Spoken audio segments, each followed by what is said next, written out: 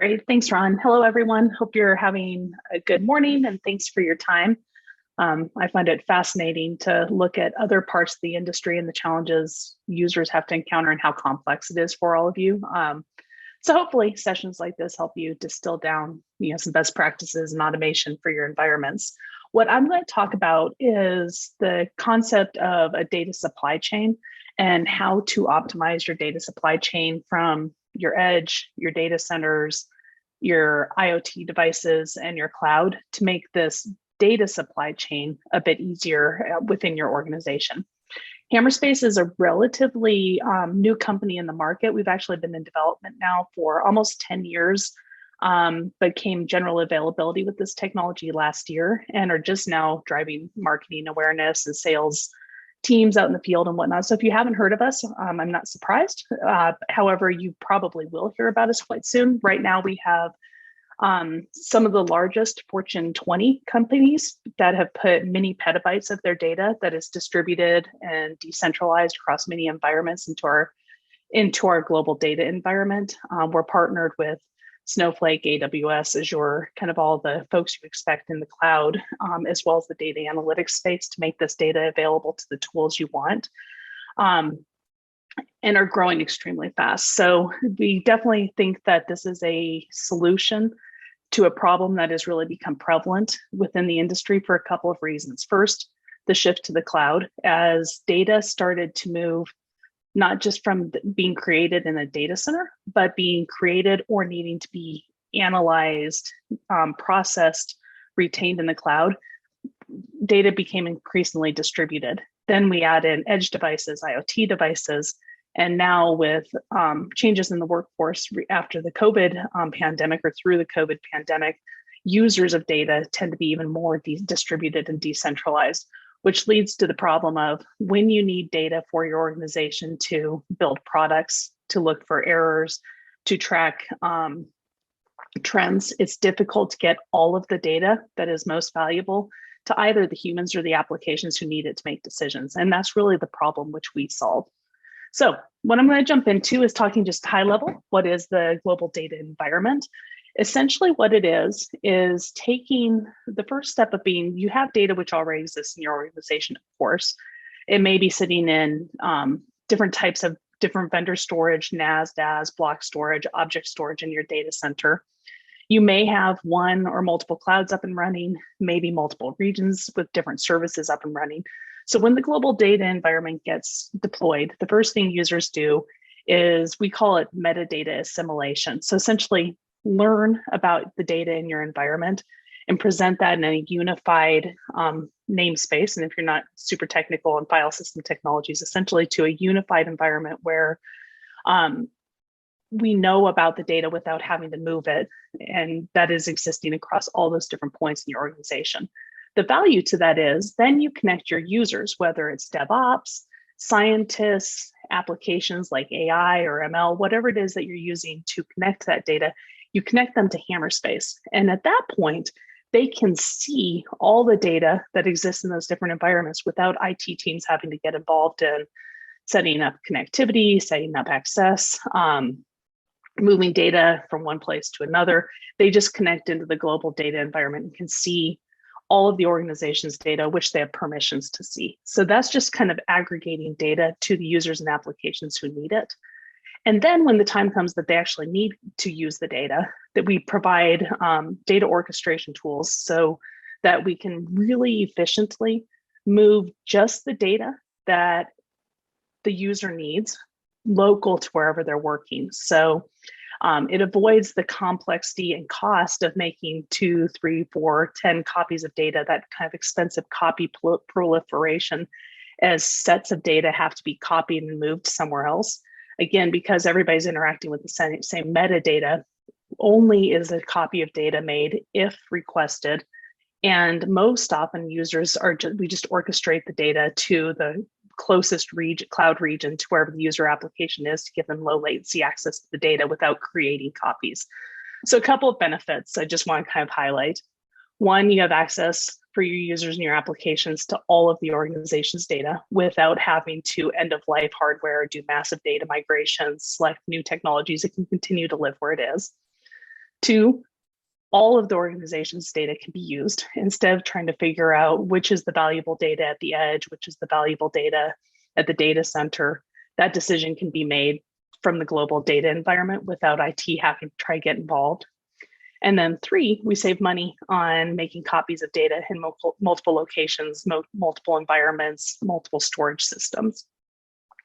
So kind of how do we do this? I'll talk just a little bit about the technology and how this works. So data is many organizations' most valuable commodity.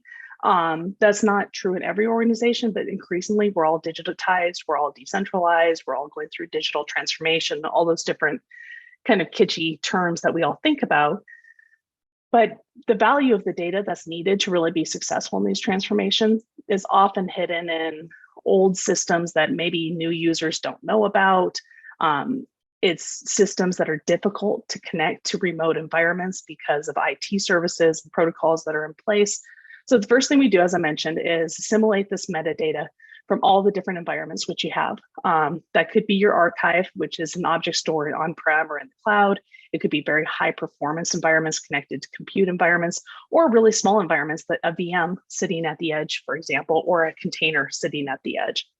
Once we have that, we connect to the applications and users, very agnostic to whatever, whichever operating system that they're running on, Linux, Windows, Mac, making it very easy that the users don't have to make changes to their environments to view this data.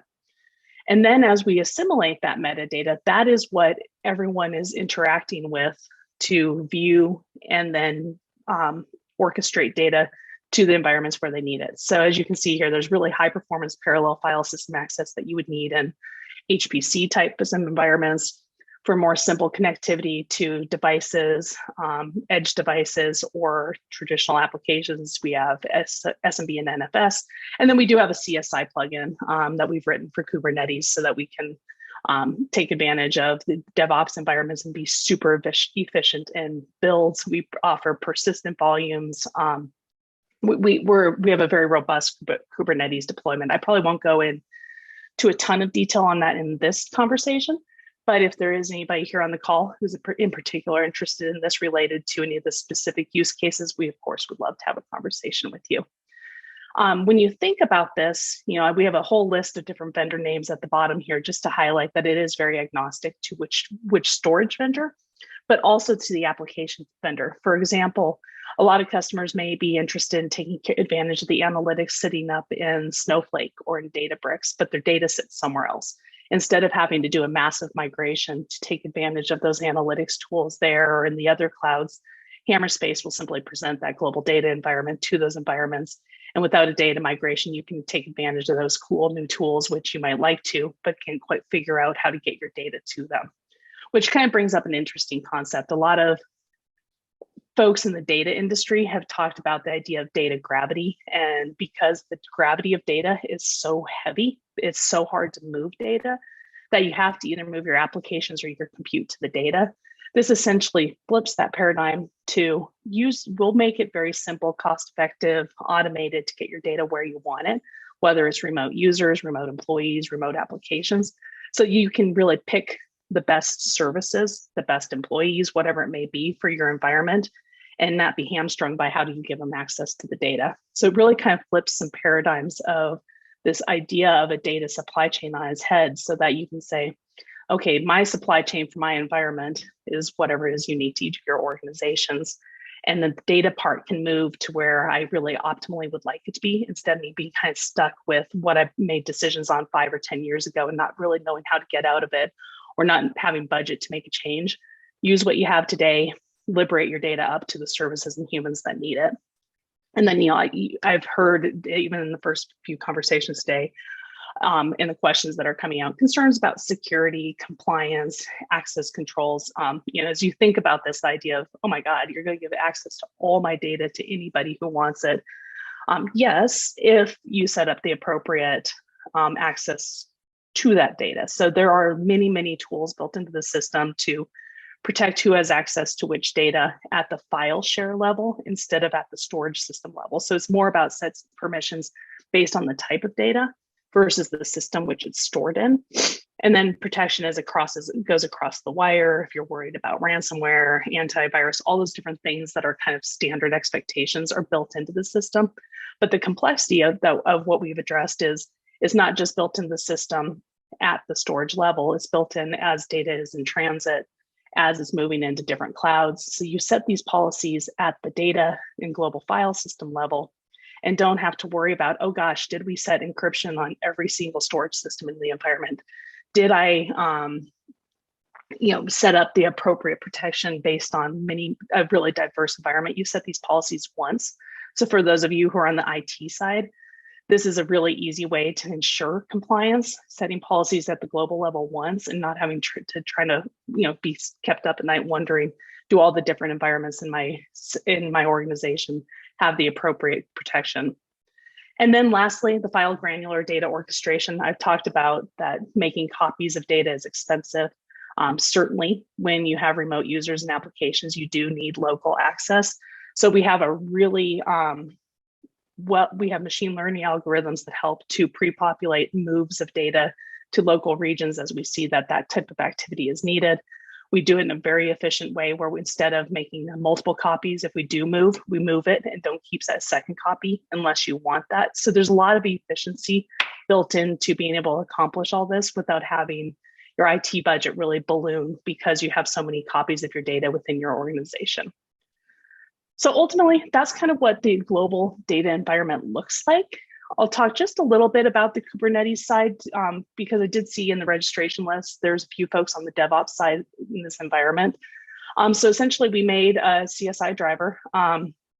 It's designed for block volumes and mounted volume support. You can kind of see the list on the right-hand side. What we're really trying to solve here is, and this isn't a manufacturing use case, but it's very relevant to these types of environments. One of the largest, the largest online gaming game development organization in the world uses Hammerspace. And their goal is to accelerate software builds and to get the DevOps teams able, who are living in, I think, 7 different countries now, to release software builds on a daily basis. And they are super heavy users of this environment and using the CSI drivers and then using our orchestration tools to really just accelerate build cycles, for example. They're $1 million plus annual subscription license, just to give you a feel for kind of the size of scale, because I know some of the organizations on this call are very large. So, kind of things to think about is it's not just about, am I a file system? Am I a database? Am I a block store? Am I a container? It's more about which data does my environment have? So thinking less about the infrastructure and more about the data and how can I get more value, be more, through my digital transformation, move more quickly if I kind of could unlock myself from the paradigms of the past of how data is accessed and stored. The other piece I just want to talk a little bit about, because distributed workforces are so common now, is how this works from a user perspective. So just giving you an example of, you have a New York data center, maybe it's been there for 20 years and a whole bunch of data sitting there in these different types of systems. Again, Hammerspace would create the metadata interaction layer. So we would assimilate the metadata about that data. And then when you decide to hire a team in Los Angeles to get access to growth of your business, or maybe you have another data center there or a cloud region there, when you first set that up, all you'll do is replicate the metadata environments. So, on a petabyte of data, typically the metadata is, depending on the environment, is quite small. It's maybe, a few gigs, a couple dozen gigabytes. It's quite small. So you make a copy of that metadata, which takes, minutes, probably just seconds. And all of a sudden, Los Angeles and all of its users and applications can see all the data that was created over the last 20 years in New York, up and running super quick, with very minimal impact on networking time to copy the metadata over. Then when those Los Angeles users say, okay, this is the project that I need data from, only the data that they're working with on a file granular perspective will be moved to a local cloud region to get them that local access. And then if they need a remote desktop, I'm connecting through remote desktop from their user machine in their home office or wherever they're sitting. And that same situation occurs as you spin up more users, more data centers, more facilities. Maybe you're a global company and you want to, again, be able to share all of that metadata about the original New York data. But it goes the other way too. Maybe all of those environments also are creating data, and you need to merge that into the metadata layer so that everyone in New York can also see London's data, et cetera. Again, that all happens automatically within our metadata layer and keeps synchronous copies or a synchronized metadata environment so that no matter who's reading and writing and making changes to data, creating new data, viewing, modifying, that metadata layer is always consistent across all of those environments, making it very, very dynamic.